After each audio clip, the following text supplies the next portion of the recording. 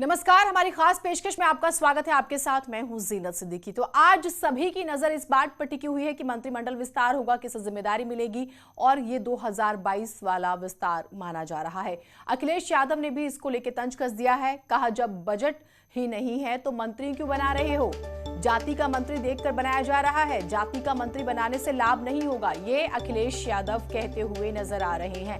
क्योंकि थोड़ी देर बाद मंत्रिमंडल विस्तार है, नाम जो है वो चर्चा में है और माना जा रहा है कि सरकार बेहद ही महत्वपूर्ण इस मंत्रिमंडल विस्तार को भी माना जा रहा है। सरकार हर वर्ग को साथ लेकर चल रही है और ये कहा जा रहा है कि जो नाम तय हुए हैं उसके जरिए भी इन्हें साधने की कोशिश है हर वर्ग को। कुछ नहीं कर सकते, सरकार का बजट खत्म हो गया, सप्लीमेंट्री के बाद एक और सप्लीमेंट्री तो आ सकता है।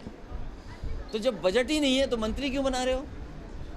जिस सरकार के पास, जिन मंत्रियों के पास बजट ही नहीं पहुंचेगा तो किस लिए मंत्री बना रहे हैं? केवल ये देख करके इस जाति के ये मंत्री हैं, इस जाति के ये मंत्री हैं, इस जाति के मंत्री बन गए। जाति के मंत्री बन जाने से लाभ नहीं होना है। जब तक जो उनकी मूल समस्याएं हैं, पिछड़े वर्ग के लोग चाहते हैं कि उनकी जाति जनगणना हो, क्या ये मंत्री बन जाने से जाति जनगणना हो जाएगी? तो बहुत सारे सवाल उठाए जा रहे हैं। मंत्रिमंडल विस्तार पर एसपी के प्रवक्ता अनुराग भदौरिया ने निशाना साधा। कहा, आखिरी वक्त में सरकार को समझ में आ गया है कि उनकी जमीन खिसक गई है, इसी वजह से विस्तार कर रहे हैं। उत्तर प्रदेश में भारतीय जनता पार्टी को एहसास हो गया है कि अब उनको जनता ने नकार दिया है, जमीन उनकी खिसक चुकी है, तो मंत्रिमंडल में विस्तार करके वो जाति समीकरण साधने की कोशिश कर रहे हैं। लेकिन उत्तर प्रदेश की जनता ने जो 4.5 साल में भारतीय जनता पार्टी की सरकार में जो दर्द झेला है, वो वोट के माध्यम से 2022 में भारतीय जनता पार्टी को सत्ता से उखाड़ के फेंक देगी और 22 साइकिल की सरकार होगी। तो प्रतिक्रियाएं आनी शुरू हो गई है। योगी के संभावित मंत्रियों में पलटू राम का भी नाम है। पलटू राम यूपी में बीजेपी के दलित नेता हैं। हालांकि बलरामपुर से विधायक पलटू राम ने बताया है कि अभी उन्हें शपथ ग्रहण की जानकारी नहीं है। पलटू राम जी, आपके पास क्या फोन, क्या जानकारी आई है? नहीं, हमें अभी किसी प्रकार की कोई जानकारी नहीं मिली है। अगर पार्टी नेतृत्व ऐसा कोई फैसला लेता है तो पार्टी नेतृत्व के हर फैसले को हम मानने के लिए तैयार हैं। आपको ऐसा लगता है कि इतना समय बचा है कि कुछ बेहतर काम कर पाएंगे अभी? बेहतर काम तो भारतीय जनता पार्टी की सरकार जब से बनी है तब से हो रहा है, उसमें कुछ नया करने की जरूरत नहीं है। माननीय योगी जी लगातार 4 और 6 घंटे सोने का समय सिर्फ लेते हैं, उसके बाद पूरा समय वो प्रदेश की जनता की भलाई के लिए करते हैं। इसलिए अलग से कुछ करने की कोई आवश्यकता नहीं है। माननीय योगी जी के निर्देशों का पालन करना ही हमारी प्राथमिकता है। तो आपने सुना, पलटू राम जी एक तरफ ये कह रहे हैं कि भाई उन्हें कोई जानकारी नहीं है, दूसरी तरफ की सरकार पहले से ही काम कर रही है तो उसमें कुछ नया करने वाली बात नहीं है, ये बात वो कहते नजर आ रहे हैं। लेकिन इसे चुनावी विस्तार भी कहा जा रहा है 2022 के लिहाज से भी। अजीत हमारे साथ जुड़े हुए हैं। अजीत, सुबह से ही न्यूज 18 इस खबर को दिखा रहा है और जो जो नाम सामने आ रहे हैं, मैं चाहूंगी हम उन एक एक नामों पर चर्चा करें। वहां पे क्या हलचल है, जरा बताइए। देखिए, बिल्कुल जीनत, पहले वो नाम बता दें, फाइनली नाम बता दें जिन 7 मंत्रियों की कुर्सी लगी है, जिनको मंत्री पद की शपथ लेनी है। हमारे पास वो पूरी सूची, और सबसे पहले न्यूज 18 ने दर्शकों को बताया था कि 7 नए मंत्री बनेंगे, क्योंकि 23 जो है वो कैबिनेट पहले से है, 21 राज्य पहले से, 9 स्वतंत्र प्रभार मंत्री हैं। तो अब जो 7 नाम है फाइनली, जतिन प्रसाद जो ब्राह्मण चेहरे हैं, छत्रपाल गुर्जर जो गुर्जर हैं, पलटू राम जो दलित चेहरे हैं, इसके अलावा संगीता बलवन जो बिंद से आती हैं, दिनेश खटीक जो खटीक समुदाय से आते हैं, धर्मवीर सिंह वो हैं। ये 7 मंत्री अब शपथ लेने वाले हैं। राजभवन के अंदर की हमने तस्वीरें दिखाई, 7 कुर्सियां लगी और पीछे अगर आप देखें तो धीरे धीरे जो गेट है, यहाँ भीड़ आपको दिखाई देगी। जीनत यहाँ पर पहुंच रहे हैं, यानी 2022 का ये दूसरा मास्टर स्ट्रोक। इसके पहले खुद मुख्यमंत्री ने जो गन्ना मूल्य का बकाया था 325 को 315 को 340 कर दिया, 325 को 350 कर दिया, और उसके बाद जो 4 लोग एमएलसी बनेंगे उसमें भी बाकायदा अलग अलग नाम जो है, भुर्जी से लेकर जितने भी हैं, जतिन प्रसाद हो, संजय निषाद हो, उसमें भी जाति और क्षेत्र को जरूर देखा गया। क्योंकि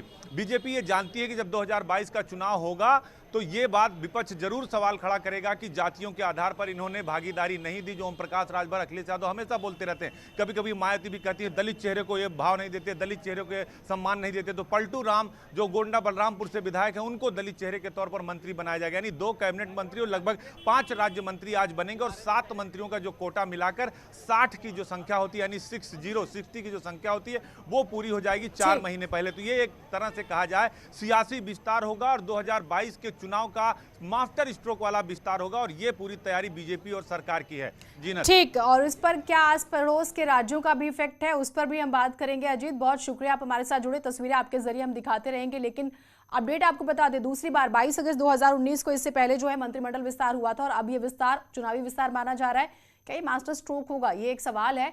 बरेली के बहेड़ी से बीजेपी विधायक छत्रपाल गंगवार ने कहा है कि उन्हें टीवी के जरिए इसके बारे में पता चला है। उन्होंने कहा कि मुझे मौका मिलेगा तो पूरे सेवा समर्पण भाव से मैं काम करूंगा। के निष्ठावान कार्यकर्ता हैं और मैं अपने विद्यार्थी जीवन से ही राष्ट्रीय स्वयंसेवक संघ की पृष्ठभूमि से निकल कर आया हूँ, जुड़ा हुआ हूँ।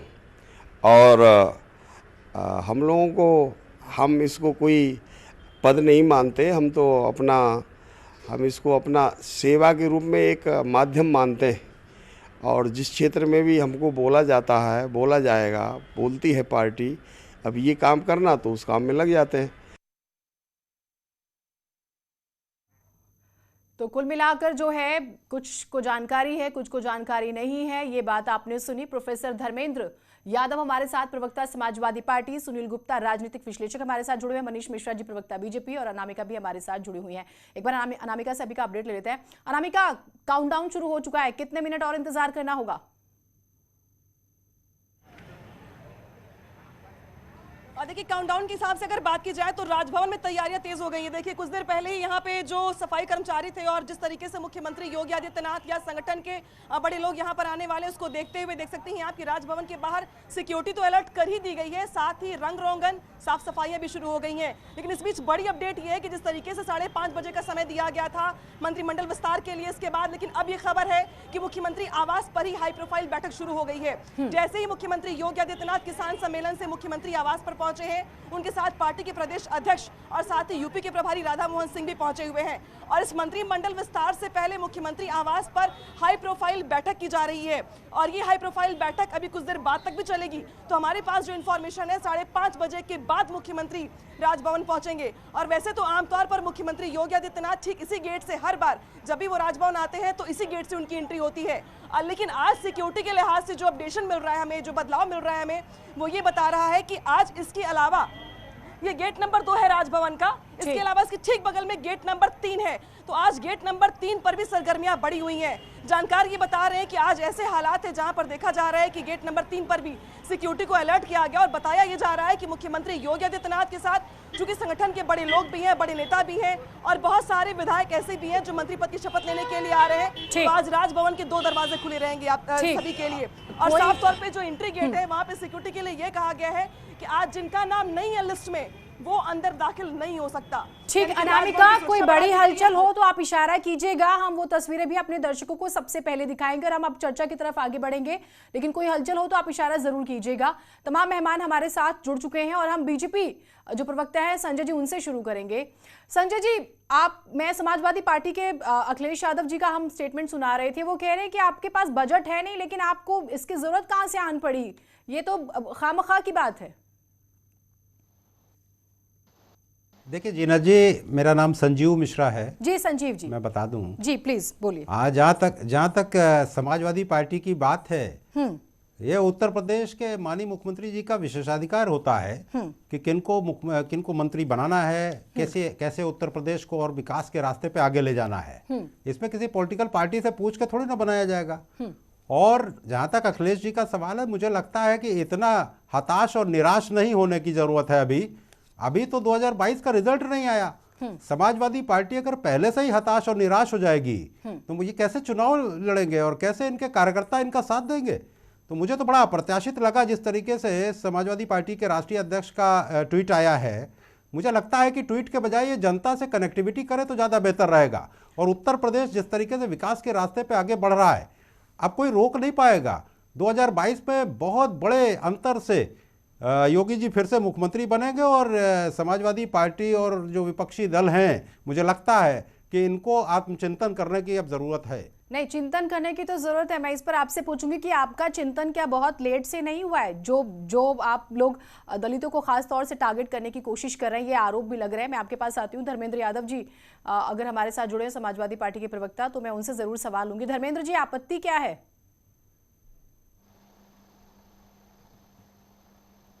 शायद हमारे साथ नहीं है धर्मेंद्र जी, जो नहीं है हमारे साथ, सुनील गुप्ता जी हमारे साथ है। सुनील जी, आप उत्तर प्रदेश की राजनीति को लंबे समय से देख रहे हैं। जो नाम अभी तय हुए हैं, पिछली बार जब प्रदेश में सरकार बनी तो हर वर्ग का वोट मिला था और कोशिश यही है कि कुछ तबकों में जो नाराजगी है उसको दूर किया जाए। और क्या आस पड़ोस के राज्य में जो कुछ तब्दीलियां हुई है उसका भी असर है? मैं खासतौर से पंजाब का जिक्र करूंगी यहाँ पर। देखिए, ये जो आपने बात कही ये काफी हद तक सही प्रतीत होती है। आज पूरे देश में जो एक पिछड़ा वर्ग जो है, एक जो दलित समाज है, और जो भी मैं कहूँगा कि जो बैकवर्ड जितनी भी जातियां हैं, आज हर पॉलिटिकल दल में उनको साथ लेकर चलने की एक होड़ सी मची हुई है। और यही, चाहे वो कोई सा भी राष्ट्रीय पार्टी हो, चाहे वो कांग्रेस जी,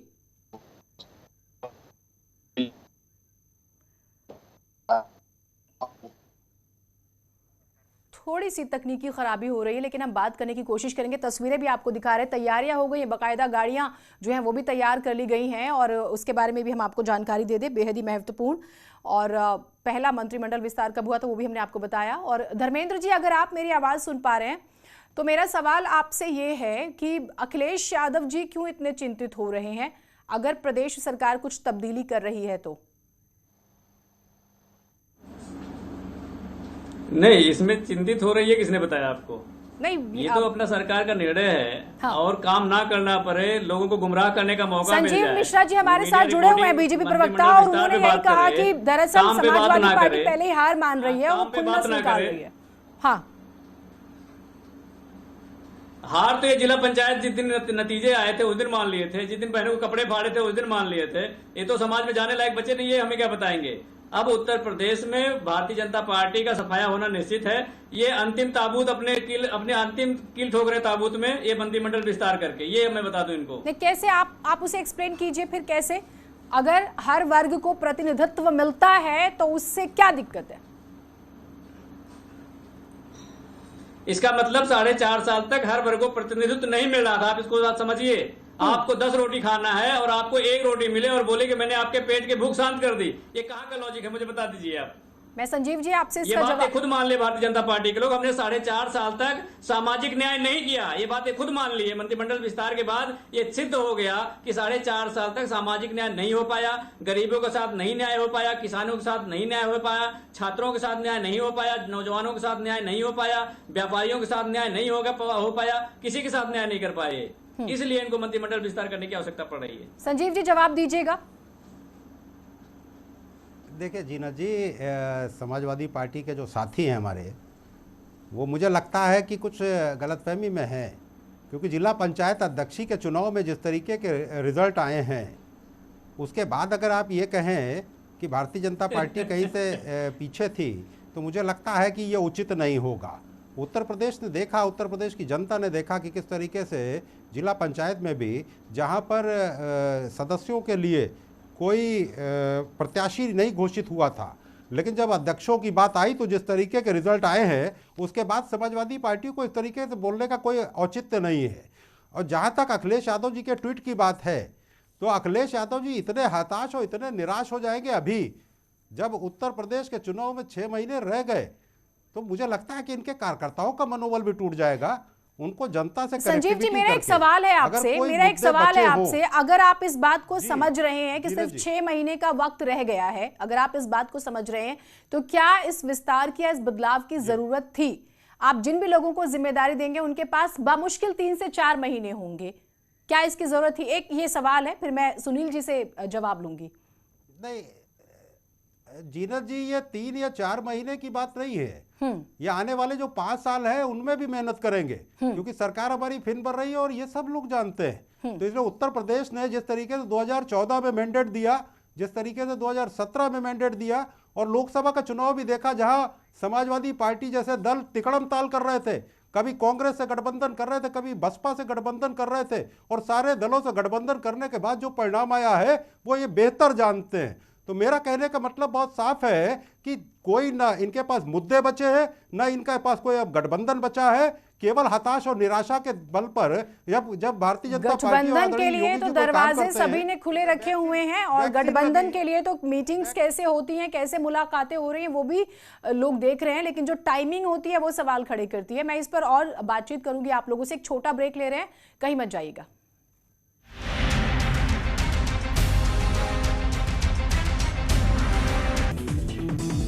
मथुरा के नोजील थाना क्षेत्र में नोएडा